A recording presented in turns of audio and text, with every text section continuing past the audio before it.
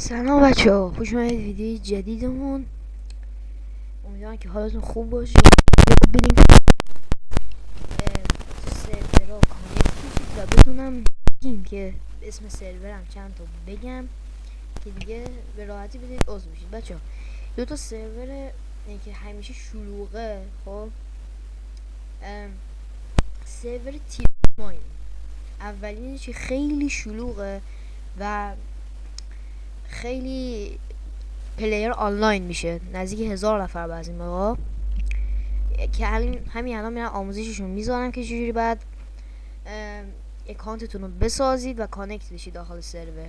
بچه دومی سرورش هم گیم اپه که اینجا میبینید من لانچرش رو دانلود کردم که خیلی هم خوبه گیم اپ، ولی اگه میخوای بدوارز بازی کنید پیشنهاد من تیرکس ماین. خب ما بریم که یاد بدیم چجوری باید کانکت بشید. خب ما اینجا سرچ میکنیم تیرکس ماین. خب اولین صفحه که واسه تو میاد اینه.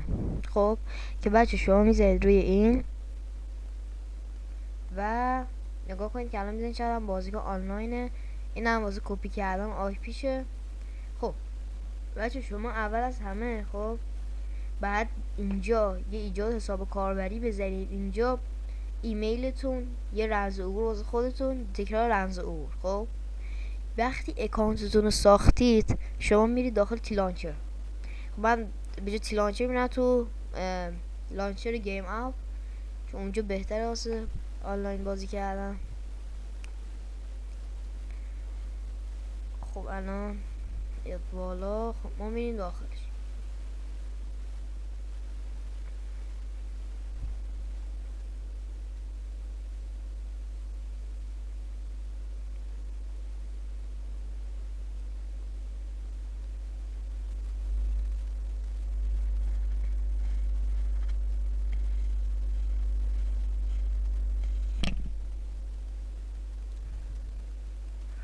خب بچه وقتی شما ماینکرافتتون رو باز کردید میرید تو بخش مولتی پلیر چند نفره. بچه اینجا سرورها باید بسازید. شما میزنید اضافه کردن سرور. خب مثلا نام سرور رو میزنید داخل تیرکس ماین. خب اینجا هم آدرس همون سرور که اونجا کپی کردیم اینجا پیست میکنیم، بعد اینو میذاریم انجام. حالا من چون قبلا این کار انجام دادم دیگه لازم نیست. بعد شما وقتی مثلا کانکت میشید داخل سرور، من نتم ضعیفه یکم، نگاه کنید کانکت میشید به سرور، شما باید اینجا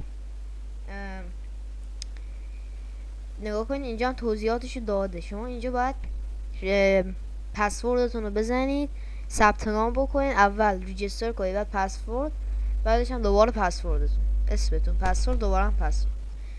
بچه این از سرور ماینکرافت مال چیز تیرکس ماین. خب بچه ما میریم واسه گیم اپ که همینجا هم میبینید صفحهش هست. گیم اپ هم همین صورت. خب شما میرید یه دونه اکانت میسازید، دوباره خودش هم لانچر اختصاصی داره گیم اپ، میرید داخلش. شما باید بیاید اینجا دقیقا همون جوری که واسه تیرکس ماین انجام دادیم و اینجا انجام بدید.